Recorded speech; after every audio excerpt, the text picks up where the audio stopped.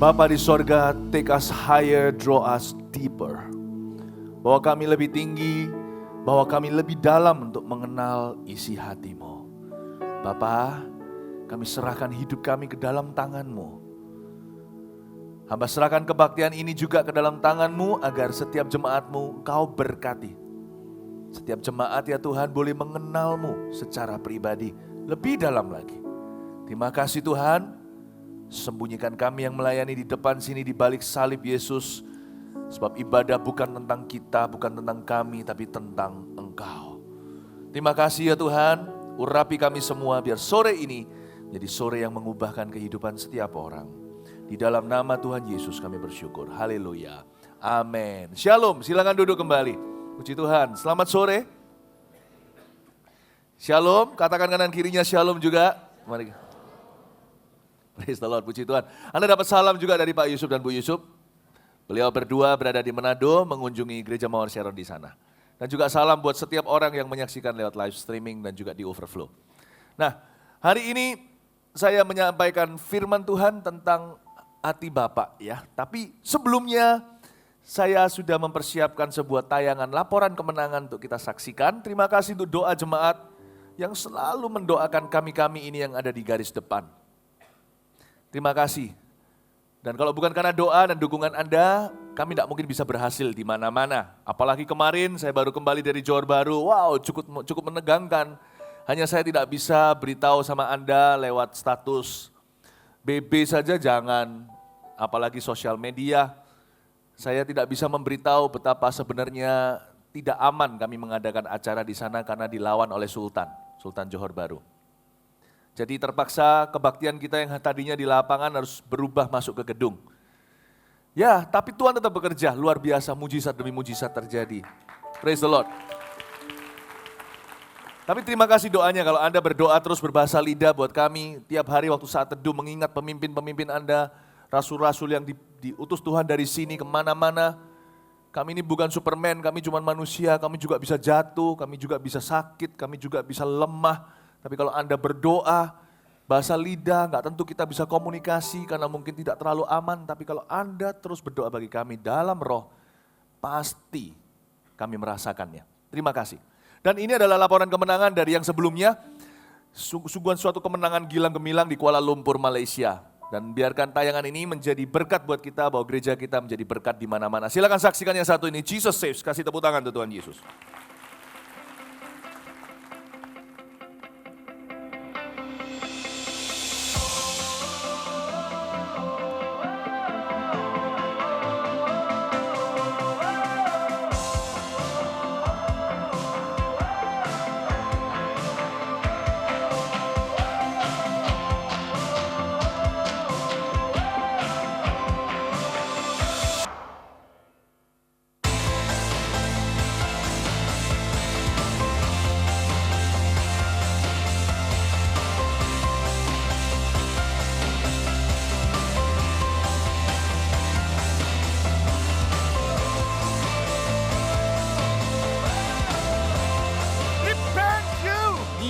And be baptized in the name of Jesus for the forgiveness of yours.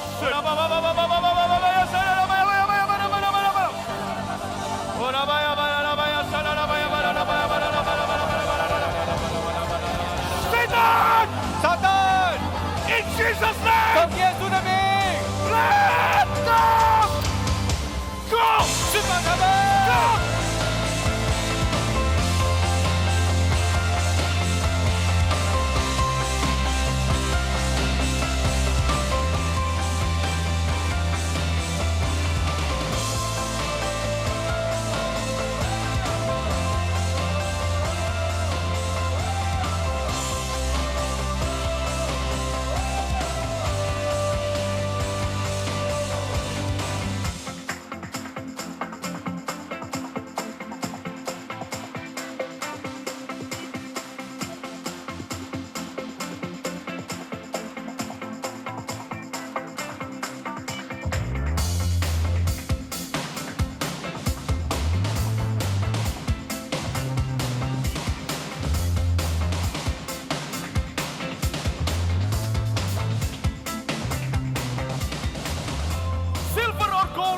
give you. 银金和银我没有给你的， Precious oil I have, I shall give to you. 贵重的油我有，我要赐给你。 So receive in Jesus' 所 name. 以奉耶稣基督的名。 Now!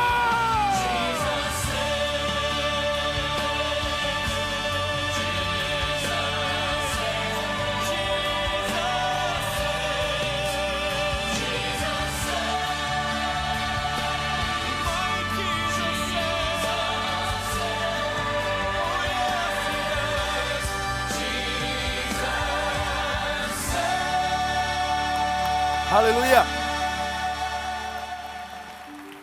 Segera sharing dengan Anda hari-hari ini saya merasakan seperti urapan bagi muda-mudi itu eskalasi. Kalau Anda lihat tadi itu stadion, anak muda semua. Dijamah Tuhan demikian rupa. Nggak tahu gimana, saya merasakan hari-hari ini sejak FKA di Jakarta. Tuhan bilang sama saya, copot jaketmu itu, angkat saja. Angkat saja. Saya lakukan itu berapa kali, FKA Jakarta, Balikpapan. Anak-anak pada waktu Roh Kudus datanglah di Malaysia itu satu stadion, anak-anak muda saya panggilin siapa di sini masih usia sekolah, masih duduk bangku pendidikan sampai kuliah segala atau yang baru lulus maju ke depan. Wow, saya merasakan Tuhan itu Allah Bapa itu sedang menjerit terhadap anak-anak muda. Datanglah ke hadiratku, aku mau urapi kamu. Karena itu saya mau sebelum sampaikan firman Tuhan sekarang ini, saya mau dorong Anda. Orang-orang muda yang masih duduk di bangku pendidikan, mungkin masih kuliah atau S2, nggak peduli pokoknya kalau masih merasa muda. Anda bisa ikut, cepat daftarkan konferensi NYC, National Youth Conference 24 sampai 26 September ini. Karena pendaftarnya ada 4.000 sekian, belum lagi sekitar 200-an dari Taiwan dan dari China, dari Hong Kong, dari Malaysia yang akan berdatangan. Jadi Anda nggak punya tempat lagi, sudah 4.000 sekian ratus, cepat mendaftar. Sebentar lagi ditutup. Kalau Anda orang-orang tua yang tahu anak-anak muda sekeliling Anda, sekalipun mereka nggak ikut AOG, mereka dari kebaktian umum, bukan Army of God, nggak apa-apa, anak muda pokoknya, ini adalah konferensi nasional se-Indonesia. Cepat daftarkan, yang live streaming juga sama, cepat daftar, beberapa satelit kita yang ikut, nggak gitu nggak keburuan. Ya, amin Bapak Ibu Saudara, puji Tuhan. Nah hari ini saya mau bicara tentang ayah, begini. Tahukah Anda bahwa sebenarnya minggu depan ini jatuhnya tepatnya hari Minggu depan ini adalah Hari Ayah Internasional. Tapi ironisnya Indonesia tidak merayakannya. Anda sadar nggak Indonesia punya Hari Ibu 22 Desember tapi nggak punya Hari Ayah? Kok bisa ya? Kemungkinan besar adalah faktor-faktor sebagai berikut. Di Indonesia kebudayaan kita tidak terlalu memperhatikan papa. Karena memang adalah kebudayaan atau negara yang kurang figur bapak.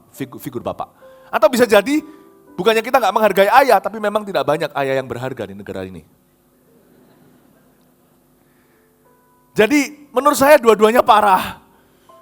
Saya ceritain sedikit, Hari Ayah atau Father's Day, setiap minggu ketiga bulan Juni dirayakan di dunia ini bukan sakral atau perintah Tuhan, bukan, tapi alangkah baiknya tradisi baik kita pegang, kita ikuti. Saya ceritain dulu asal-usulnya. Dimulai dari seorang wanita yang bernama Sonora Smart Dot. Itu nama beneran, lucu ya. Pada tahun 1909 di sebuah gereja, jadi mulanya asal-usulnya itu dari gereja, dari ibadah, dari kebaktian. Waktu itu hari ibu dan semua orang sedang mengeluhkan mama. Lalu pendeta juga berkhotbah yang sama. Sonora berpikir dalam hatinya, bagaimana dengan papaku? Karena dia 6 bersaudara, dibesarkan single parent oleh seorang ayah yang ditinggal meninggal oleh istrinya. Single parent. Dia bilang, papaku berhasil dengan baik, dengan perjuangan dan pengorbanan untuk membesarkan kami sendirian. Lalu keluar dari gereja ibadah itu, dia tergerak, terdorong untuk memulai kampanye, menjadikan hari ayah, hari yang harus ada. 40 tahun kemudian. Seorang presiden Amerika mengesahkan menjadi hari di Amerika. Dan Amerika berpengaruh jadi seluruh dunia juga ikut. Dan waktu itu ketika Sonora dipanggil untuk diakui asal-usulnya dari dia sudah umur 92. Saya bangga untuk mengatakan Father's Day dimulai dari gereja. Harusnya dari gereja. Karena itu hari ini sekalipun kita tidak mempersiapkan untuk minggu depan, saya berharap nanti saya ngomong sama Pak Yusuf juga agar minggu depan bisa doakan para ayah di sini, di ibadah ini. Nggak usah ikut-ikutan, kita bukan ikut-ikutan Amerika, kita ikut-ikutan perintah Allah yang kelima. Hormati ayah ibumu, dua-dua perlu. Loh mama juga, mama itu mulia, siapa yang bisa gantikan mama? Susang ciyo mama. Yang tahu lagu itu kan tahu maksudnya. Kalau dari bahasa Indonesia kira-kira surga di bawah telapak kaki ibu. Ya, nggak percaya? Tanya terapis refleksi. Bapak ibu saudara, mama itu mulia, yang melahirkan kita loh, gimana enggak? Tapi jangan juga lupa, mama ketika ngidam siapa yang bawa makanan? Jangan lupa, ketika mama mau melahirkan, siapa yang di sebelah? Push. Atau yang ikut semaput dan pingsan. Ya Pak ikut bahagia. Ayah juga perlu Bapak Ibu. Amin. Karena itu izinkan saya sekarang mempersiapkan hati kita, memberi sebuah firman tentang Papa. Firman ini bukan hanya berguna buat mereka yang sudah punya anak, tapi anak-anak muda, yang cowok, yang bujangan, mempersiapkan diri suatu hari jadi ayah loh. Jangan buang-buang sia-siakan hidupmu. Jangan ngawur, jangan sampai kita masuk dalam hubungan free sex segala. Jangan begitu, jangan cemari benih kudusmu. Kalau pacaran sama seorang perempuan, ingat loh, Anda cari istri loh ya, bukan main-main. Suatu hari dia jadi mamanya anak-anakmu. Gimana mendidik kalau Anda rusak sekarang? Yang wanita juga supaya tahu ketika mencari cowok, pasangan yang belum menikah, Anda harus cari papa buat anak Anda loh. Cari pria yang dewasa. Bukan hanya usianya, tapi kerohaniannya juga. Ya, firman ini berguna buat ibu-ibu rumah tangga sekalipun ini bukan tentang ayah. Ini bukan 22 Desember. Anda perlu dengar untuk tahu gimana caranya bukan mengkritik suamimu, tapi untuk mendukungnya dan mendoakannya. Jadi saya kasih judul, khotbah saya hari ini bukan Rich Dad Poor Dad, itu adalah bukunya orang lain di luar sana. Ini adalah Good Dads, Bad Dads. Tada. Oke, mari kita lihat firman-Nya. Di Efesus pasal 6 ayat 4, kita akan pelajari good dads and bad dads. Ayah baik, ayah buruk. Kita baca ayat 4 bersama-sama.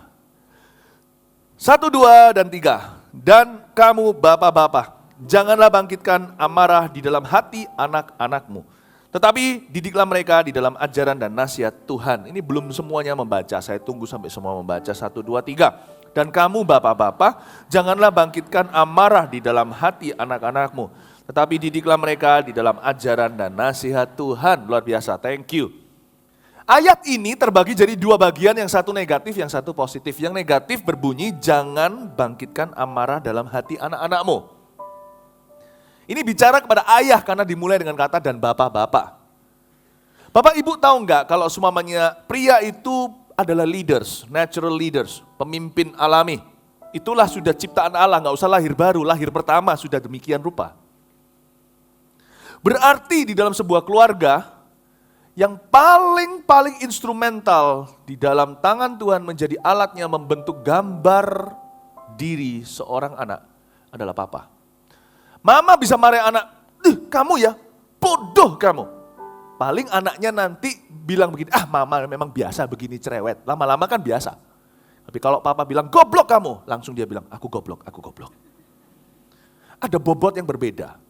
Bukan berarti pria lebih superior dari wanita. Sama sekali tidak begitu. Perannya tak sama. Karena itu perintah Allah di sini di Efesus 6:4, jangan bangkitkan amarah. Jangan hancurkan gambar diri anakmu. Hai papa. Kalau papa bisa menghancurkan demikian, papa juga bisa membangunnya. Figur ayah itu perlu. Karena itu penting sekali. Yang wanita di sini, kalau Anda mau cari seorang pria, jangan cari ganteng dan dompetnya. Uang bisa cari nanti, percayalah saya. Sama-sama mulai dari bawah, so what? Malah bondingnya kuat nanti sebagai suami istri. Kenapa? Karena dia merintis dari awal, cintanya sejati. Jangan cari duitnya dulu. Lihat tanggung jawab orang itu. Dia ready enggak jadi kepala keluarga? Amin Bapak Ibu Saudara, amin saudara-saudari. Yang wanita khususnya. Nah yang pria juga sama, sebagai ayah, mari kita perbaiki diri kita kalau kita memang kurang sempurna. Nggak ada orang yang sempurna, nggak ada orang sudah wisuda. Saya mau ngomong soal parenting gini ya, nggak gampang loh, saya ini baru 13-14 tahun jadi papa.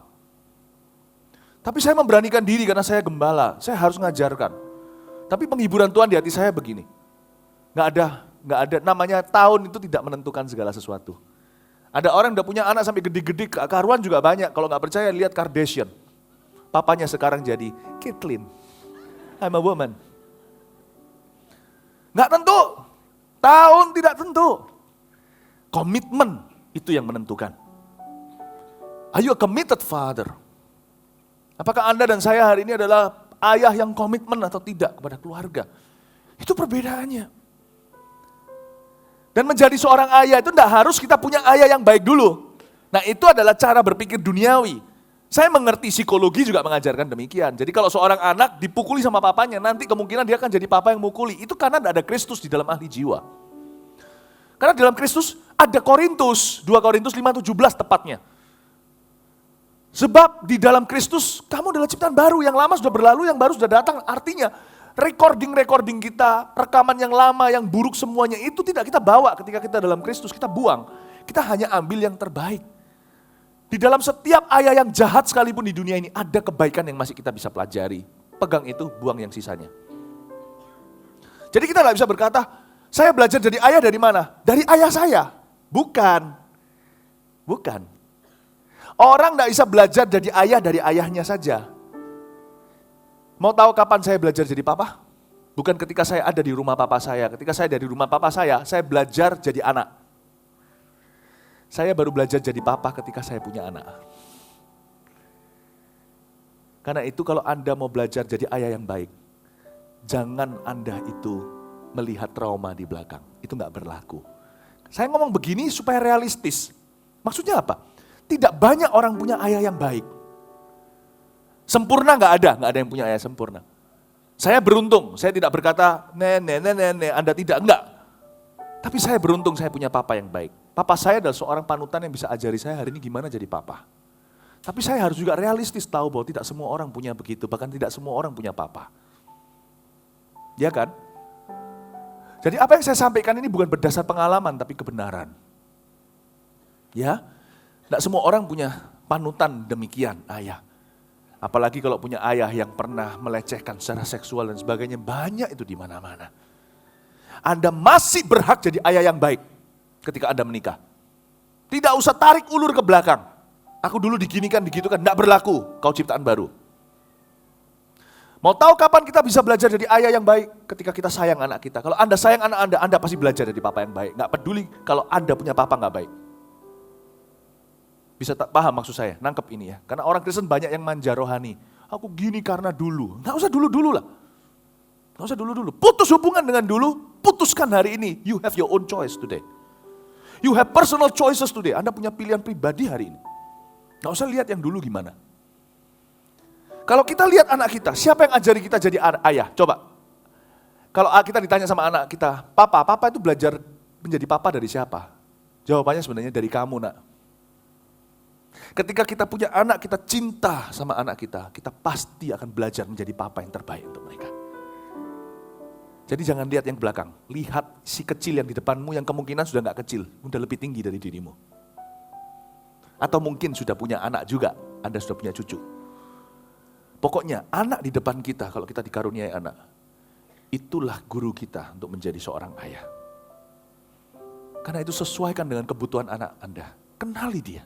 Anda akan jadi ayah dengan pertolongan Tuhan, bukan dengan pengalaman. Anda akan bisa. Karena tidak ada satu orang pun sudah pengalaman. Maukah Anda menikah dengan seorang pria yang berkata, tenang aja aku menjadi ayah yang baik. Kenapa? Karena aku sudah punya pengalaman. Bahaya, dia sudah punya anak di luar sana. Anda nggak mau kan? Tuhan sengaja kita dibuat ayah untuk pertama kali ketika kita pertama kali punya anak. Atau ibu, sama saja. Karena Tuhan akan tuntun kita, asal kita tidak menoleh ke belakang. Sudah, saya tidak mau dengar di tempat ini, di gereja ini. Ada ayah yang pukuli anaknya karena dulu dipukuli. Udah gak berlaku itu pilihanmu. Kalau Anda pukuli anak itu pilihan Anda hari ini. Udah gitu aja. Tapi kalau Anda hari ini mau menjadi ayah yang baik, itu pilihan Anda juga. Amin Bapak Ibu Saudara. Kita mulai dulu dengan yang negatif.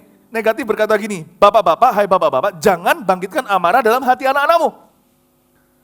Tuhan memberikan suatu peringatan di sini untuk ayah-ayah tidak menunjukkan bad spirit through bad methods. Jangan menunjukkan roh yang salah melalui cara yang salah. Sebelum kita belajar bagaimana menjadi good daddy, ayah yang baik, mari kita pelajari apa itu bad daddy. Apa itu ayah yang buruk dulu? Saya akan kasih contoh Anda 7 contoh dari Alkitab tanpa buka ayatnya. Dengan cepat saya akan jelaskan pada Anda 7 nama yang menurut saya yang saya tahu mereka adalah ayah yang buruk. Oke? Nah, nanti terakhirnya kita masuk ke bagian positifnya, yaitu didiklah mereka di dalam ajaran dan nasihat Tuhan. Nah, di sana saya akan jelaskan pada Anda bagaimana ada 5 poin yang bisa Anda catat nanti bawa pulang. Sebagai saran bagi kita, termasuk saya belum lulus dan wisuda, bagaimana menjadi ayah yang baik. Kita mulai dulu dengan contoh yang buruk. Mari kita lihat ayah-ayah yang buruk dalam Alkitab. Nomor 1, survei membuktikan. Daud itu ayah yang jangan dicontoh. Mengapa? Karena dia tidak terlibat di dalam mendidik anaknya. Dia tipe papa yang berkata mendidik itu tugas mama. Sekarang sih sudah banyak yang bakat begitu cikal bakal. Kalau saya sebagai gembala di Mawar Sharon baca survei-survei, kuesioner, tanya jawabnya yang dibikin oleh pasangan-pasangan yang mau menikah. Lucu. Jikalau Anda diberi keturunan, siapa yang akan mendidik anak Anda? Jawabannya istri. Belum kawin loh sudah lemparkan tanggung jawab. Yang jawab begitu, saya ajak Anda untuk berubah pikiran. Anda sedang merintis jalan menuju menjadi seorang ayah yang buruk seperti Daud. Daud itu tidak terlibat. Alkitab berkata dengan jelas. Di contohnya Adonia yang akhirnya berakhir terbunuh. Terjadi dia dibunuh karena dia memberontak. Salomo memerintahkan hukumannya, dikatakan Adonia ini masuk masalah karena keputusannya, tetapi dia nggak punya fondasi yang baik karena Daud dikatakan di kitab Raja-Raja tidak pernah menegur anak-anaknya. Dia selalu diam. Dia nggak terlibat, tugas mama. Seorang ayah yang absen menurut saya meskipun raja yang berhasil. Dan Daud ya saya kasih contoh. Pada waktu suatu hari, Amnon itu memperkosa Tamar. Ini termasuk incest. Karena itu saudara setengah saudarinya. Dari mama berbeda, papa yang sama. Itu kalau lahir anak, saya nggak tahu, dokter mungkin, saya nggak tahu, tanya dokter saja. Bisa jadi cacat atau apa, saya nggak tahu. Ayahnya podo. Nah, satu ayah. Dan ini kan kejadian memalukan. Tahu nggak? Daud setelah itu tidak intervensi. Paling cuma marah, nggak suka hati. Sampai Absalom merasa kokonya Tamar itu, koko kandungnya merasa nggak terima. Papa kok nggak lakukan apa-apa. Akhirnya dia bawa keadilan masuk ke tangannya sendiri. Dia bunuh itu saudara setengah saudaranya yaitu si Amnon. Saya kadang-kadang berpikir kenapa Daud diam ya? Sibuk atau bukan? Saya menemukan suatu pencerahan. Karena Daud adalah seorang ayah yang secara pribadi dia masih tertuduh dengan dosanya masa lalu. Nah ini loh, papa-papa, kalau Anda masih ada isu-isu masa lalu Anda belum diselesaikan dengan Tuhan, selesaikan segera. Kalau tidak gitu Anda dan saya tidak bisa jadi papa atau ayah yang efektif. Gimana kita mau campuri urusan hubungan seksual anak kita? Kalau kita sendiri terlibat dalam dosa-dosa seks sampai sekarang tidak pernah berhenti. Gimana? Kita pasti nggak punya otoritas. Kita merasa nggak layak mendidik dia. Kalau Anda nggak layak, mau serahkan siapa? Ada ayah. Pendidik dalam rumah itu papa, nggak harus bisa khotbah. Harus bisa khotbah. Gini loh, jangan pernah berkata aku nggak bisa khotbah, jadi aku nggak bisa ngajar. Kalau Anda bisa pesan makanan di restoran, Anda bisa didik anak. Anda bisa beritahu pikiranmu, aku mau nasi goreng. Berarti Anda bisa taruh dalam kata-kata kan apa yang Anda mau. Kalau Anda mau aja pasti bisa didik anak Anda kok. Pasti bisa. Jadi bagaimana caranya Anda bisa bicara sama anak Anda, nak kamu jangan sampai loh ya, hamil di luar nikah, diajari, jangan sampai hubungan seks dulu sebelum diberkati segalanya, nggak bisa. Karena papa dan mama ini sudah kecelakaan sebelum nikah, ngerti maksud saya? Kalau memang itu adalah sesuatu yang mengganjal di hatimu, tapi masa lalu Anda tidak hidup lagi dalam dosa itu, cepat tutup. Cepat bilang sama Tuhan, maaf aku kasih aku lahir baru, kasih aku hidup baru dan otoritas yang baru. Aku tetap harus campuri anak saya, tapi bukan dengan marah-marah, dengan kasih. Beritahu sama dia. Kalau anak belum tahu, gak usah buka semua sama anak. Tapi kalau anak sudah terlanjur tahu, bilang jangan seperti papa. Tapi izinkan papa tetap punya otoritas karena papa tetap ayahmu. Kalau hubungan itu baik, anak pasti nggak akan lihat masa lalu Anda. Anak melihat Anda sekarang dan menerima otoritas Anda. Kalau pembawaan Anda itu berwibawa dengan kasih, pasti diterima. Anak tidak akan berkata, papa sendiri, kalau Anda sudah sorry, anak tahu bahwa itu salah. Dan Anda sendiri bisa mengakui dan berkata, jangan seperti papa. Papa makan getahnya. Kalau Anda bisa campuri, bagaimana bisa Anda campuri hubungan dia dengan lawan jenis? Kalau hubungan Anda dengan lawan jenis dulu masih mengganjal, yaitu maminya. Selesaikan. Daud itu nggak selesai isu masa lalunya, jadi dia lumpuh sebagai orang tua. Absalom itu setelah bunuh ya, dia pulang kan. Kan Daud marah, tapi akhirnya pulang. Anda tahu ceritanya. Daud tidak marah lagi, tapi juga tidak menganggap dia. Absalom sakit hati, papa ini maunya apa? Mending gue dibunuh sekalian daripada didiamin gini. Maunya gimana? Aku dibawa datang dari tempat jauh. Suruh pulang kembali dari negeri orang. Tapi setelah datang dicuekin. Absalom dendam. Akhirnya dia membuat pemberontakan. Yang berakhir dia sendiri terbunuh. Daud tidak involve. Lain kali kalau tulis survei yang mau menikah, siapa mendidik anak? Tulis, saya dan istri. Kalau enggak, pemberkatannya nanti, matikan lampu aja. Matikan listrik. Bapak Ibu, waktunya kita mengerti bahwa ayah adalah leader. Jangan membolos soal itu. Amin Bapak Ibu. Ya, siapa lagi selain Daud? Laban. Laban ini adalah mertuanya Yakub. Tapi saya tidak mau bicara hubungan mertua mantu. Itu untuk lain waktu. Izinkan saya bicara tentang ayah dan anak. Laban ini nggak baik. Ini orang ya, nggak bisa jujur. Hari ini saya baru masukkan di dalam update status saya di Facebook dan Twitter begini. Pembicaraan kita dengan anak-anak kita harus diwarnai dengan kejujuran. Diwarnai dengan kesungguhan hati, perhatian penuh. Dan juga diwarnai dengan visi-visi kita. Harus jelas. Laban adalah tipe orang yang berpolitik dengan anak sendiri. Dia adalah orang yang bisa ngerasani anak A dengan anak B dengan anak A, dan mengadu domba. Ini pemimpin yang buruk di dalam gereja atau dalam perusahaan ini juga sama. Gak tahu kenapa ada orang yang kayak begitu sama orang itu gak bisa terus terang. Main politik segala, orang itu gak bisa lurus belat-belit. Laban tuh kayak gitu. Wong mantunya sendiri loh jadi korban. 14 tahun suruh kerja, gaji diganti-ganti berkali-kali. Tapi Laban ini jahat sama anaknya sendiri, dia menciptakan persaingan, secara sengaja dia ciptakan persaingan di antara kedua, di antara anak-anaknya untuk mendapatkan cintanya. Ngeri punya papa kayak gini. Papa yang menurut saya papa gini ini adalah papa yang hanya memikirkan dirinya sendiri. Jangan jadi kayak gitu. Sebenarnya terus terang, ya orang keluarga pecah itu sedikit banyak itu suami yang andil. Demikian pula keluarga itu bersatu itu tetap suami biasanya yang porsinya paling besar untuk mempertahankannya. Kita lihat yang berikutnya namanya Yakub. Ini sekarang kita lihat mantunya Yakub. Yakub juga bukan papa yang baik. He's a bad dad. Dia pinter menjadi ayah. Dia pinter menjadi ayah, tapi nggak bisa berfungsi sebagai ayah. Maksudnya pinter jadi ayah, dia ini nggak mandul 12 anaknya. Pandai buat anak. Tetapi tidak bisa didik anak.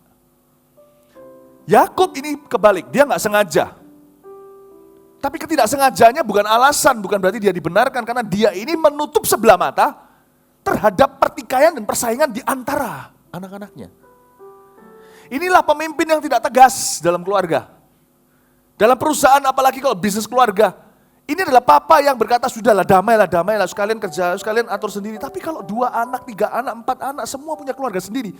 Kalau tidak ada garis yang jelas, itu harus papanya, kalau tidak itu namanya berebut kuasa. Ini papa yang gak tegas. Yakub tutup mata, malah justru memperburuk dengan memberikan jubah warna-warni kepada Yusuf. Dia memperburuk pertikaian itu.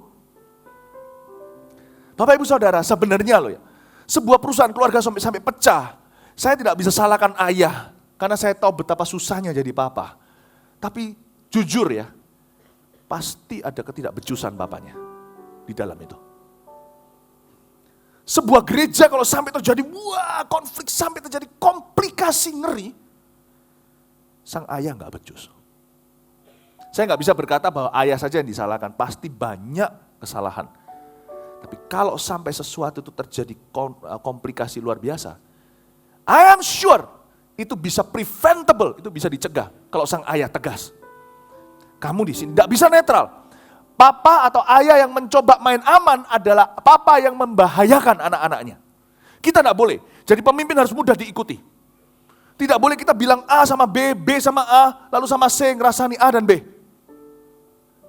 Kita harus mudah diikuti, kita harus nggak bisa netral, namun jangan memihak. Kita harus bisa beritahu kepada pihak yang dikalahkan sementara, kamu harus bisa ngalah karena dia kokoh. Kita harus bisa buka bicara, mungkin tidak terima sebentar, tapi kamguan nantinya, tapi nanti bisa puas. Daripada abu-abu, nggak tahu, cuci tangan seperti Pontius Pilatus, lalu biarin mereka berdarah-darah. Padahal orang-orang baik tadinya. Dalam perusahaan juga banyak yang begitu, nggak jelas ini. Koko atau aku, Cece atau aku. Abangku, masku atau mbakku. Ini gimana Pak? Nggak tahu, sekalian urus sendiri. Ya perang dong. Perang dong. Yakub itu kayak gitu. Udahlah. Itu sama dengan orang melihat seseorang dirampok, dia diam saja, tidak melaporkan. Dia juga setuju dengan perbuatan itu. Apa yang dibutuhkan oleh seorang ayah? Dari seorang ayah, ketegasannya. Kalau Anda memimpin sebagai nakoda, kirimu kiri, kananmu kanan. Jangan berkata, mari kita lihat terserah kalian. Nanti bisa kanan kiri. Yakub Allah, ayah yang pelin-pelan. Jadi papa harus berani disalah ngerti. Harus berani ngambil keputusan yang susah. Begini, mendingan papa dibenci daripada kalian saling benci.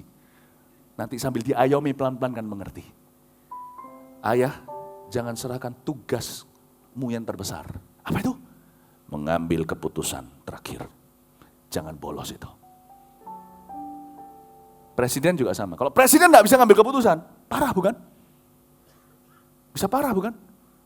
Institusi dengan institusi, organisasi pemerintah dengan organisasi pemerintah bisa clash, pecah-pecah anak karuan. Karena itu seorang ayah tidak boleh ada personal interest. Dia harus memikirkan kebaikan keluarganya. Itu. Negara tak harus pecah, organisasi juga. Gereja, pekerjaan, bisnis keluarga, dan keluarga. Harus ada pemimpin yang becus.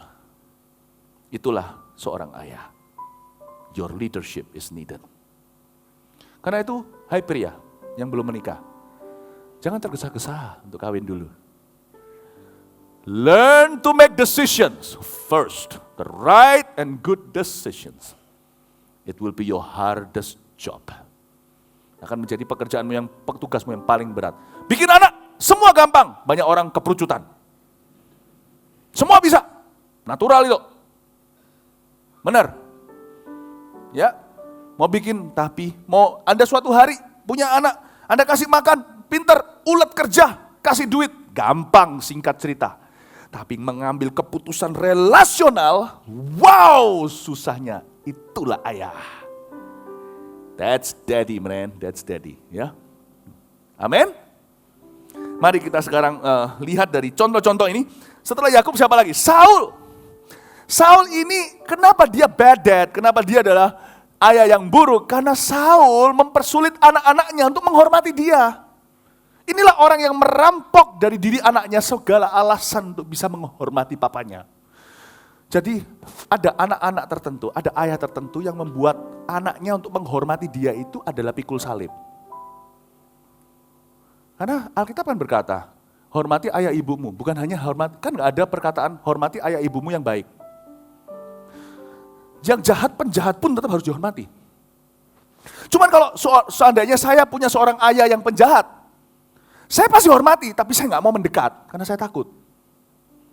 Nanti kalau dia penjahat, kan ada ayah yang kayak gitu, saya pernah lihat kasus-kasus begitu, kasihan. Anaknya dilema, karena anaknya tahu firman, dia harus hormati papanya, tapi dia tahu papanya itu seperti apa, dan anaknya juga dalam bahaya. Jadi dia berkata, aku hormati saja, tapi aku hormati karena takut akan Tuhan, bukan karena aku memang mau demikian. Aku hormati dia, ini Saul kayak begitu. Yonatan itu loh, luar biasa, itu salah satu pahlawan. Orang ini tidak punya alasan untuk hormati papanya, tetap hormati papanya, setia sampai mati di perangnya itu cuma berapa meter dari badannya papanya. Dia lindungi papanya sampai mati, meninggal dunia. Padahal dia bisa punya pilihan untuk memihak ke Daud. Tapi kasihan jadi Yonatan ini korban. Gimana pun juga seorang ayah pasti memakan korban kalau dia salah jalan. Andai kata Yonatan punya alasan untuk menghormati papanya kan beda ceritanya ya. Saul membuat bahkan Mikal, putrinya pun tidak bisa hormat sama dia. Saul begitu nggak bijaksana mau bunuh suaminya Mikal, mantunya sendiri. Bayang ini orang jahatnya. Saya pernah lihat orang jahat, saya kasih nasihat sama anaknya, kamu tetap harus hormat. Terus dia salah ngerti, dikiranya saya nih, kan kadang-kadang kalau kita rohani itu kan, dia nggak bisa punya hikmat praktis kan dirohanin semua. Tapi saya nggak bisa, dia pertama itu saya pikir orang ini kok berontak banget ya, saya bilang suruh hormati. Kok nggak mau, ternyata Tuhan kasih saya hikmat, ternyata dia ini salah ngerti kata hormat. Dia kira yang saya suruh dia hormati itu berarti dia suruh terima papanya di rumahnya. Padahal papanya ini penjahat beneran kriminal. Dan sama anaknya juga enggak, cuma maunya duit doang. Oh gitu maksudnya, saya bilang, kalau gitu kamu salah ngerti, saya hanya suruh Anda hormati. Apa yang Anda bisa beri, Anda bisa beri. Kalau papa Anda sudah setengah mati, kalau masuk rumah sakit ICU enggak punya duit, Anda harus keluarkan. Anda harus keluarkan, Anda harus hormati sekalipun dia ayah Anda garong. Tapi saya enggak pernah minta Anda terima dia di rumahnya seperti permintaannya. Bisa mati anak-anakmu. Ayahnya bawa narkoba, kan anaknya gimana? Oh gitu ya, saya kira tadi Pastor Philip suruh saya sampai terima. Enggak, hormat. Enggak tentu suruh sayang lagi. Karena itu ayah-ayah di sini, jangan Anda puas sampai taraf anak Anda hormat sama Anda. Saya punya goal dalam hidup anak-anak saya. Demi kebaikan mereka, bukan untuk saya ya, saya enggak gila hormat. Bukan sampai mereka hormat sama saya. Saya mau mereka cinta saya, kagum sama saya. Supaya suatu hari kalau saya tidak ada, mereka bisa berdoa gini. Allahnya Abraham, Ishak, Yakub, dan Philip Mantova. Dia nggak malu nyandang gelar Mantova gitu loh. Dia tahu ada Allahku. Saya tidak mau mereka hormat sama saya. Karena saya tahu kalau mereka tahu firman dari kecil, mereka pasti hormat sama saya. Saya mau jadi penjahat juga mereka hormat. Saya tidak mau mereka hormat tapi malu sama saya. Hormat tapi menjauh. Hormat tapi jangan dekat sama papa. Hormat tapi aku tidak bisa belajar apa-apa dari dia. Kecuali aku harus hormat seumur hidup karena dia yang melahirkan aku. Bukan, karena dialah yang memberiku kehidupan. Papa tidak melahirkan kan. Siapa di sini papa punya kandungan? Saya tidak mau. Saya mau mereka sayang sama saya. Saya mau mereka kagum sama saya. Jangan jadi kayak Saul. Dia berhasil jadi orang tua? Memang betul. Lihat dari Yonatan, berhasil bro. Yonatan tuh anaknya sampai gitu. Tapi saya harus sebut itu keberhasilan Tuhan saja. Tapi kalau Saul berubah, harusnya keberhasilan Tuhan dan keberhasilan Saul bersama. Orang tua harus punya goal itu. Amin Bapak Ibu. Saul.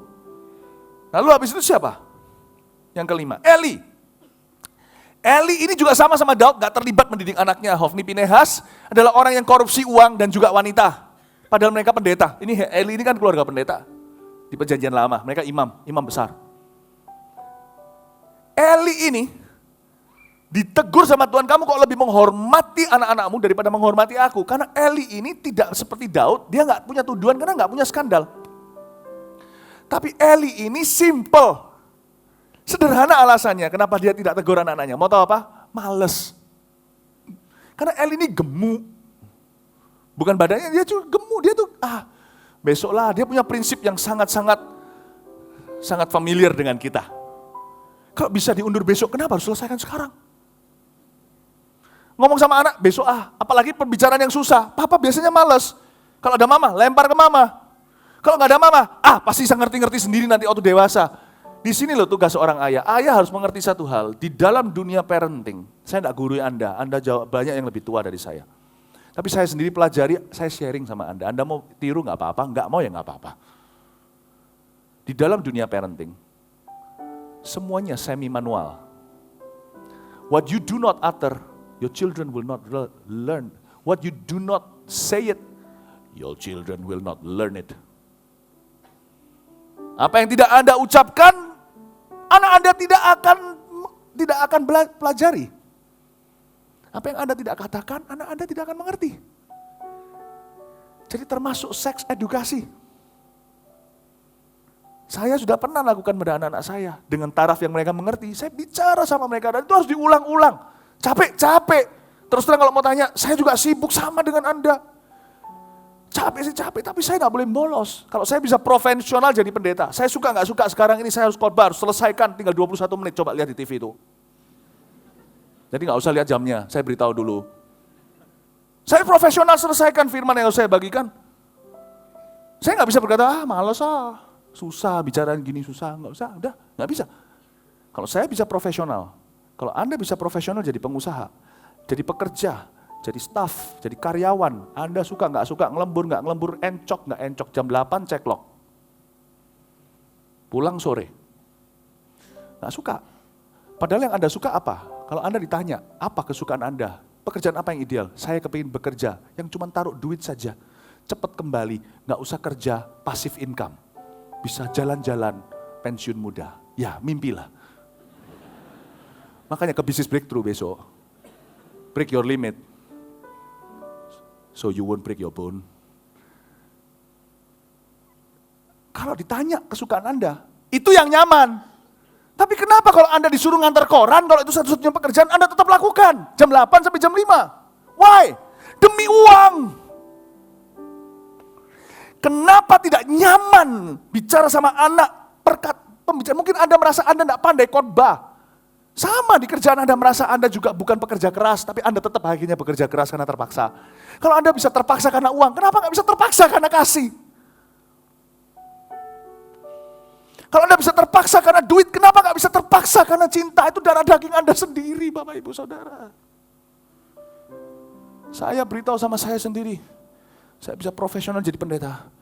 Saya harus sama atau lebih profesional jadi papa.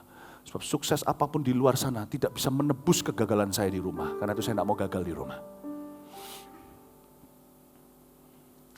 Kita bisa terpaksa kan? Aku ini sebenarnya orang yang tidak kuat loh, tapi harus kerja banting tulang. Kenapa? Ya sudah, tidak ada pilihan. Ya sudah, beritahu pada dirimu sendiri, tidak ada pilihan. Anda menyandang gelar ayah. Kalau tidak siap, jangan beranak. Kalau sudah keluar anaknya, siapkan dirimu. Sederhana bukan? Profesional, duduk ngomong sama mereka, aku gak pintar khotbah. Ya sudah, tetap harus usaha. Gini loh, nak papa mau ngomong. Alangkah baiknya kalau komunikasi sudah terbangun lama. Kalau infusnya itu sudah nancep, tinggal ganti selang. Dan kasihan orang yang tidak pernah bicara sekarang, tapi gak pernah telat. Tidak ada kata terlambat dalam kamus Tuhan. Jadi kalau Anda mulai sekarang merintis jalan dengan anak Anda, kemungkinan besar masih bisa ketolong. Penanganan dini namanya. Jadi kalau Anda sekarang masih bisa bangun jalur, mungkin jangan setelah selesai ini Anda punya 100 pembicaraan dengan dia langsung dirampel semuanya dalam satu hari. Jangan. Anda sadar ini, Anda mulai buat strategi. Dalam 1 tahun ini aku akan pupuk hubungan dengan anakku yang selama 10 tahun terakhir ini aku sudah absen dalam hidupnya. Jangan langsung bicara yang berat. Belum apa-apa langsung bilang, papa mau bilang tentang pertemananmu. Papa enggak ada dalam hidupku, kok tiba-tiba campuri perkawananku. Nah gitu. Tunggu dulu, setengah tahun lagi baru bilang tentang persahabatannya, teman-temannya, pergaulannya. Sekarang bangun dulu waktu dan hubungan. Ayah kembali bekerja, jangan bolos. Amin. Jangan bolos. Bicara sama mereka. Nah itu Eli males. Dia bilang, aduh ini pembicaraan susah. Apalagi kalau cowok ya kan. Mama lebih bisa ngomong, kalau laki itu lebih gak gampang, laki itu pria yang lebih gak pribadi. Coba kalau kita ketemu laki dengan laki, halo ya nama saya Yohanes, oh ya kerjanya apa? Langsung kerjanya. Kalau perempuan lain, iya Ci, oh ya bagus ya rambutnya Ci, ya langsung ke pribadinya. Kalau laki ya sama kita sama-sama laki gitu ya, oh iya namanya siapa? Oh namanya Wiki, ya, bagus ya rambutnya, Anda mulai mikir itu laki enggak orang itu?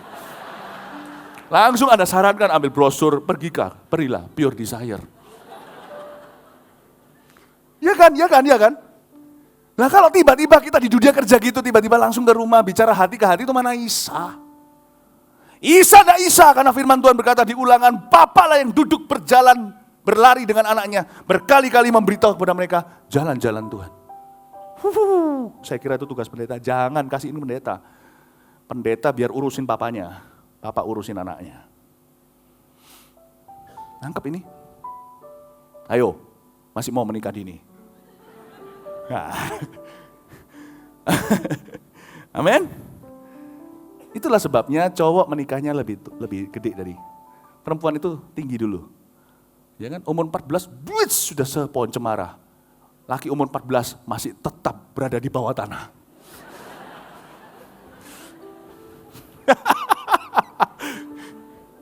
Ya kan?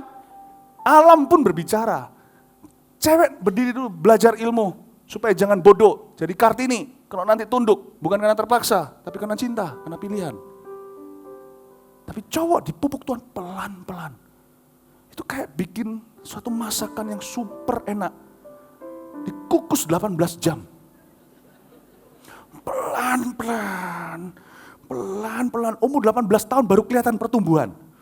Sedikit ada pentolnya di sini.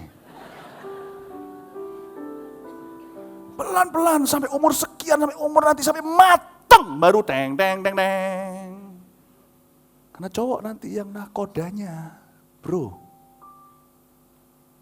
Cowok itu nakodanya. Makanya Tuhan tidak tergesa-gesa. Perempuan asistennya. Tunggu dulu, belajar ilmu. Cowok pelan-pelan, resapi satu-satu leadership ke tiap keputusan. Satu. Makanya kita yang laki ini harus bangga, kita lah lapis legit. Oh, kasih tepuk tangan buat kami, para Adam. Amin. Ya, coba bisa memahami ini, tangkap dengan segenap hati. Jangan jadi seperti Eli. Dua lagi contoh ke-6 dan 7 sebelum saya kasihkan yang positifnya. Manoah ini adalah papanya Simson.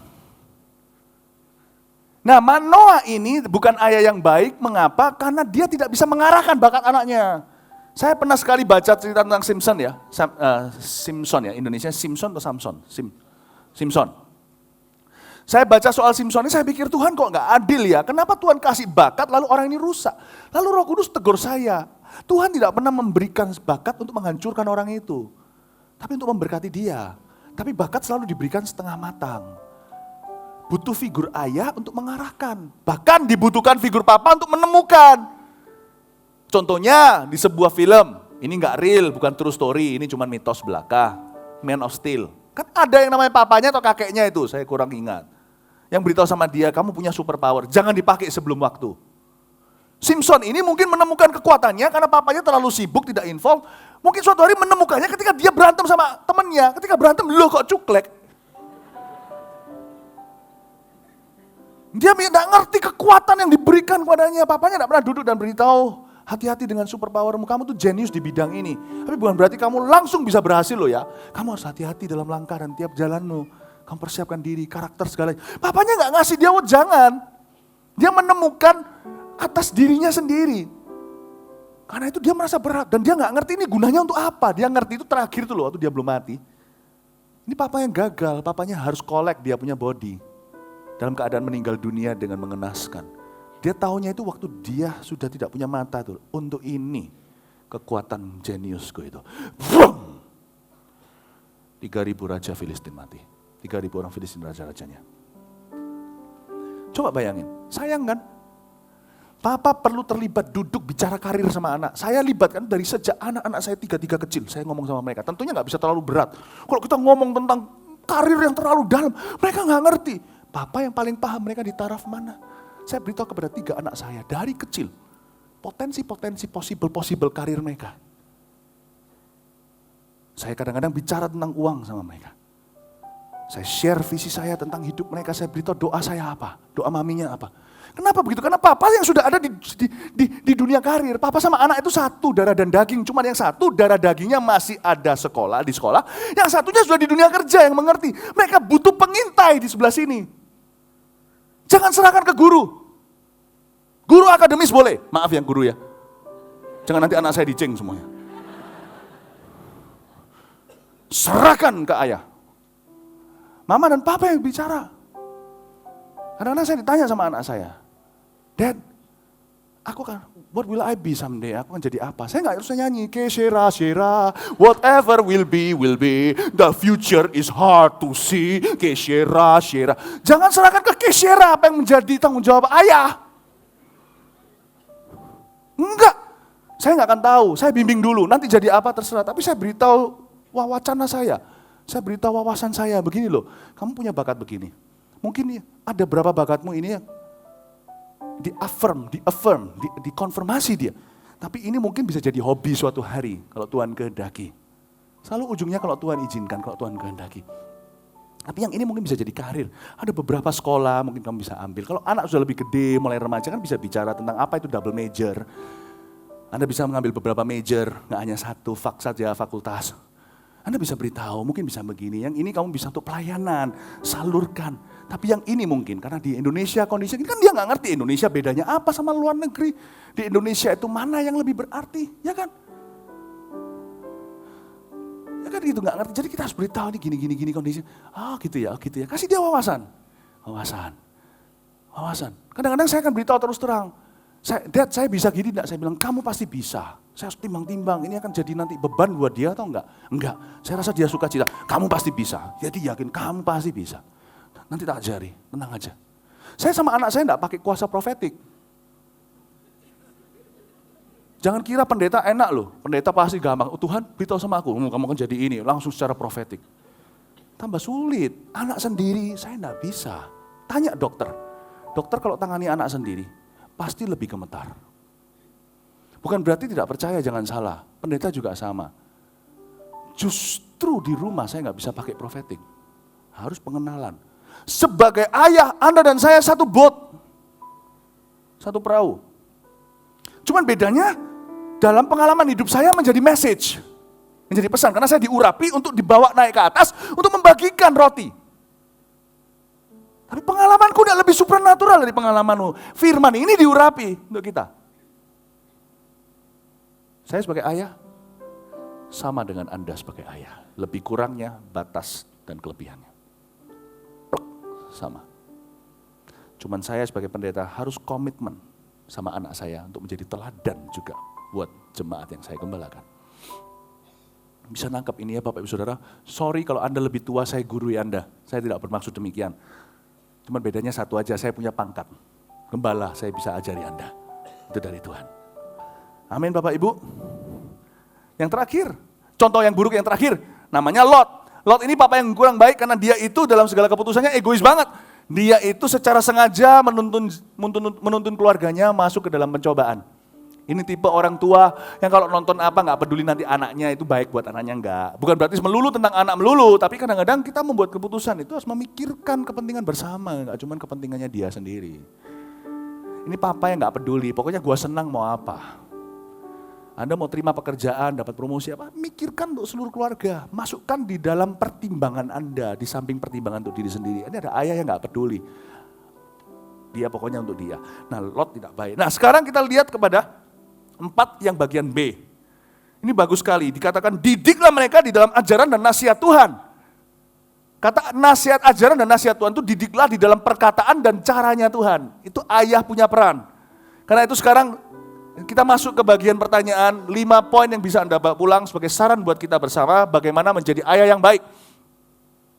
Yang pertama, ciptakan waktu untuk keluarga. Waktu itu tidak ada bagi beberapa orang, saya tahu. Karena itu waktu harus diciptakan. Kalau ada mau, ada jalan. Terus terang kita yang masih tinggal di Surabaya, di Jakarta aja nggak ada alasan. Yang hanya bisa pergi ke 1 tempat, 2 tempat sehari karena macetnya. Surabaya, tenang. Saya beritahu lah Bapak Ibu Saudara, udahlah kita di Surabaya itu nggak bisa, nggak punya waktu itu. Kemana-mana dekat. Mana-mana dekat. Macet kita tuh macet masih jalan. Di Jakarta itu macetnya itu betul-betul macet. Di sini jangan pernah bilang ada waktu. Ya kan? Apalagi di Masohi. Selalu punya waktu. Ciptakan waktu. Ciptakan waktu sama anak, ciptakan waktu suami istri punya waktu kencan berdua. Yang gak punya anak, anggaplah Anda kencan selalu. Yang belum punya anak. Ciptakan waktu dengan anak. Dan yang kedua, tunjukkan perhatian sungguh-sungguh. Ini bukan bicara kuantitas tapi kualitas. Buat apa kita punya waktu kuantitas, tapi waktu kita punya waktu kita gak punya banyak waktu, tapi sekali punya waktu dipakai untuk marah-marah. Saya juga pernah begitu, saya juga tergoda kadang-kadang. Karena kadang-kadang kalau sibuk sekali punya waktu sama anak-anak, tiba-tiba saya pikir kenapa anak-anak nakal ya waktu ketemu. Karena mungkin itulah mereka butuh perhatian, karena selama ini mungkin papa sibuk ya kan. Jadi biarin mereka lewatin dulu setengah jam pertama kenakalan mereka. Kalau kita marah, kita bunuh potensi komunikasi. Kita bunuh di dalam diri mereka kreativitas mereka untuk ekspresikan diri, belum apa-apa udah disemprot papa. Jadi takut hubungannya. Jadi saya diingatkan Roh Kudus, tunjukkan perhatian sungguh-sungguh, jangan lekas marah, tapi cepat, tapi lekaslah mendengar, lambat di dalam marah dan emosi. Amin Bapak Ibu, taruh handphonenya kalau lagi makan. Saya berusaha kadang-kadang, ada hidup atau mati urusan yang ada di dalam tangan saya, di handphone saya. Tapi ada waktunya ya saya harus tutup. Kadang-kadang malah saya diingatkan, Pastor Philip berkata, ada anak saya yang berkata, Pastor Philip berkata, taruh handphonemu ketika makan. Ya saya langsung ngerti-ngerti, yo. Bisa ulangi khotbah saya ya, Pastor Philip berkata, ya enggak gampang, ayo. Jadi pendeta siapa bilang mudah. Tapi saya senang ini. Tadi waktu siang, anak saya yang pertama yang ikut sama saya. Setelah pulang, saya kan selalu tanya, karena anak-anak saya itu saya anggap juga murid-murid saya. Saya bilang, kamu belajar apa, Vanessa? Dia bilang, aku enggak belajar apa-apa. Pertama saya kecewa dengar gitu, enggak belajar apa-apa. Yang ngerti ini tentang ayat, tapi kan paling enggak kan belajar sesuatu. Dia bilang, karena semua itu sudah dipraktekkan, enggak ada yang baru buat aku. Saya jadi sekali itu saja, Tuhan izinkan saya sombong sekali itu aja. Kepala saya membeledak, saudara-saudara. Itu pujian yang terindah, tahu enggak, ketika anak berkata, papaku praktekkan khotbahnya. Atau lebih tepatnya, khotbahnya itu dari prakteknya. Dan saya berkata, saya diam aja, saya enggak ngomong apa-apa sama Vanessa. Saya bilang, saya cuma senyum. Saya berkata, puji Tuhan. Puji Tuhan. Nah yang ini enggak membuat meledak kepala, enggak kok. Sudah meledak sekali aja cukup. Ganti kepala mahal. Amin Bapak Ibu. Tunjukkan perhatian sungguh-sungguh. Pembicaraan kita dengan anak kita penuh dengan visi-visi kita. Ceritakan mimpi kita sama mereka, bukan berlebihan. Ceritakan doa kita sama mereka apa. Pernah sekali saya ditanya, apa Dad, apa doa Daddy untuk kita? Atau apa, what is your greatest wish for your children? Atau apa kerinduan Daddy yang terbesar dalam kehidupan kami? Saya bilang, my children serve the Lord. Anak-anakku melayani Tuhan. Udah itu aja. Bapak Ibu Saudara, itu tugas kita. Ayah yang ditanya, kenapa kok bukan mama? Saya nggak ngerti. Karena papa palu godamnya. Jangan absen ya saudara. Kamu tuh ngomong apa? Tunggu dulu. Ya Pak, gimana? Deal ya? Jadi nggak? Ini anaknya. Ini kan cuma alatnya. Ini nanti bisa habis di situ loh. Ini tadi ini berapa M di telinga Anda ini bisa habis nanti 10 tahun lagi di tangan orang itu loh. Apa gunanya kau memperoleh seluruh dunia, kehilangan nyawamu, darah dan dagingmu? Kembali committed, oh fathers. Sama-sama, sama saya bukan sempurna, ayo kita gandeng tangan. Yang ketiga, beri disiplin dan pujian. Martin Luther berkata, taruh apel di sebelah rotan. Jangan simpan rotan dari anak. Namanya nggak cinta. Rotan maksudnya bukan pukul. Tadi kebaktian 2 saya beritahu, jangan pukul anak. Pukul adalah cara disiplin yang paling buruk. Karena itu dilandasi amarah dan mengajarkan kekerasan. Ada banyak cara lain kok. Ya, nggak usah. Saya bukan berkata jangan gitu, tapi ada jalan lain. Ngapain pilih yang itu? Tapi jangan itu aja. Martin Luther berkata, kasih apel di sebelah rotan, maksudnya kalau sudah rotan, kalau dia berbuat benar, apelnya kasihkan. Beri pujian. Ayah yang hanya bisa tunjuk kelemahan anaknya adalah ayah yang tidak menguatkan. Tapi ketika anaknya berbuat benar, tolong beri pujian. Amin Bapak Ibu Saudara. Ya, jadi kayak begitu. Yang keempat, cintai dan hargai istri di depan anak. Bagaimana menjadi ayah yang baik buat keluarganya. Cintai dan hargai istri di depan anak. Ini yang saya lihat sering sekali di Indonesia.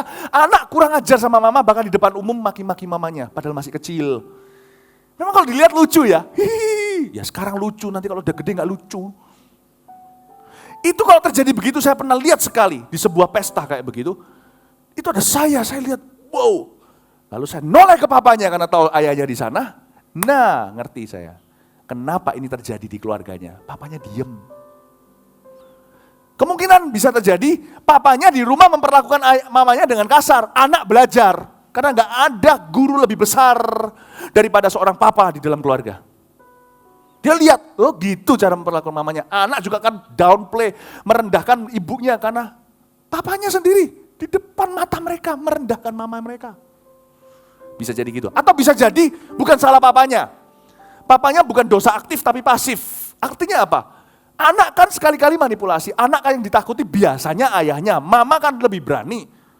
Nah, sekali-kali anak pasti akan mencoba boundary atau mencoba batas-batasnya. Dia lihat, kalau aku maju lebih lagi, butuh visa enggak ya? Dia coba-coba, dia beranikan diri, maki mama sekali. Waktu maki mama, mata lihat papa. Papa diam, dia tambah 1 meter lagi. Besok coba lebih berani lagi. Papa diam. Dia kurang ajar. Papa harusnya kalau lihat dosa pertama dilakukan, harusnya berkata, jangan ditampar, jangan dimarahi, nanti berbuat dosa yang lain. Kalau Anda lihat begitu, saran saya adalah seorang ayah bisa berkata, bicara sama mama dijaga ya, itu orang tua. Cukup. Dengan pandangan papa, yang sedikit seperti Spiderman, nggak usah marah. Itu mama kamu. Bicara tidak boleh seberani itu. Ya papi, ada tapi, ya begitu. Ada cara lain untuk bicara. Mengerti? Thank you. Cukup. Kalau anak masih kecil. Kalau masih besar, saya masih besar, sudah besar, masih besar. Kapan tuanya? Celakanya saya pernah diberitahu anak yang sudah gerang umur 30 sama mamanya maki-maki omong kotor, papanya cuma diam aja. Papa semacam apa itu? Meskipun papanya udah tua, biasanya anak gak berani pukul papanya. Berdiri berkata, diam. Papa aja gak pernah memperlakukan mama kayak gitu, kamu kok berani? Kalau masih kecil, masuk ke kamarmu. Besok gak jadi kita nonton. Udah gitu. Semacam itu. Anda harus tegur. Kelihatan papanya gak berfungsi. Mama diinjak. Kalau Anda izinkan itu terhadap anak Anda akan kualat. Yang nuai siapa? Anak Anda sendiri. Ya. Yang kelima, yang terakhir, bagaimana menjadi ayah yang baik. Anda diberkati Tuhan hari ini? Amin. Yang kelima, yang terakhir, papa harus menjadi contoh yang dapat diteladani. Itu dia. Nah, saya senang dengan sebuah reklame, sebuah bank swasta. Begini, suatu hari saya di pesawat, saya melihat, dan saya terharu. Dan saya rasa ini nilai Kristen. Seorang ayah dengan membawa anaknya yang masih kecil, sekecil anak saya yang paling kecil, Warren. Kelihatannya seperti umur 6 tahun karena anak itu lebih tampangnya kecil, kurus gitu, dibawa pergi ke karnaval. Di dalam karnaval itu yang pegang karcis, yang cek karcis, yang bertanya di loketnya, Bapak karcisnya berapa? Anak Anda umur berapa? Bapaknya bilang 7 tahun. Oh, kalau gitu harus beli 2. Ketika didapatkan uangnya, loket karcis itu, orang itu penjaganya bisikan ke papanya, Tuan kalau nggak ngomong sama saya, anak Anda udah umur 7, saya kok nggak tahu. Anda mestinya bisa saja masuk hanya beli 1. Papanya senyum sama dia, lalu berkata, lalu lihat anaknya, betul, tapi dia akan tahu. Ngerti maksud saya? Papa harus hati-hati, papa itu teologi. Tindak tanduk ayah tidak sempurna, saya sebagai papa berapa kali saya minta maaf sama anak saya, kalau saya salah. Karena mereka harus tahu bahwa saya bukan Tuhan. Tapi itu membuat saya juga hati-hati. Setiap gerak-gerik saya menceritakan tentang Bapa di sorga. Saya bukan sempurna, Anda juga tidak. Tapi kita harus minimal jadi contoh yang bisa mereka teladani. Orang lain mungkin tidak tahu. Anak Anda sepasang mata itu, atau berapa pasang, akan selalu melihatmu dan mencontohmu. Hati-hati. Bagi ayah yang perokok, mohon, tidak perlu rehabilitasi, nggak perlu kelepasan. Udahlah, nggak usah kontak kami FLC, minta doa. Oke lah, nggak usah. Anda cinta anak, ikuti saran saya. Pulang ke rumah, ringkas tuh sorokan. Kotak-kotak rokoknya semuanya, box, buang semuanya ke sampah dan berkata, aku lebih cinta anakku daripada ini.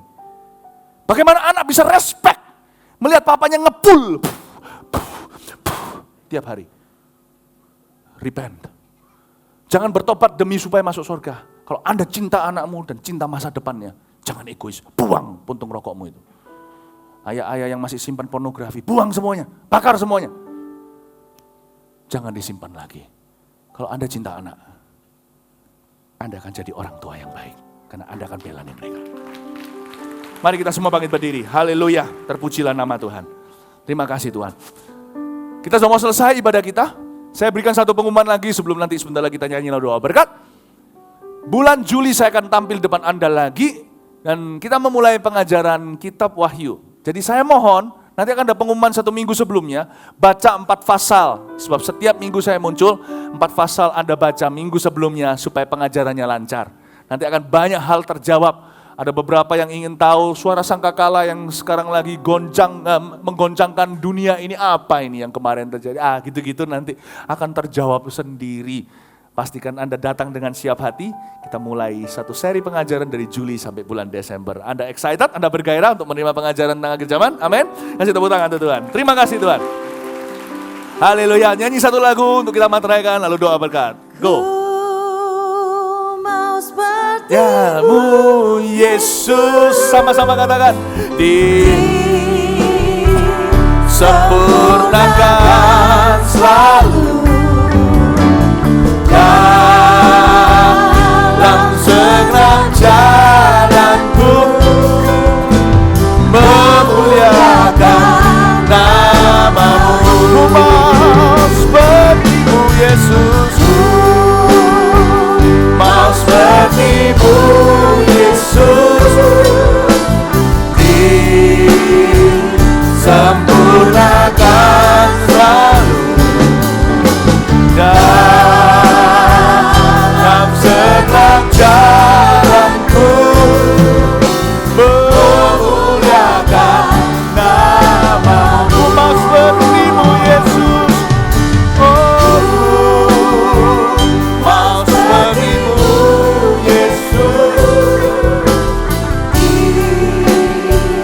sempurnakan selalu dalam segenap jalanku, memuliakan dalam segenap jalanku,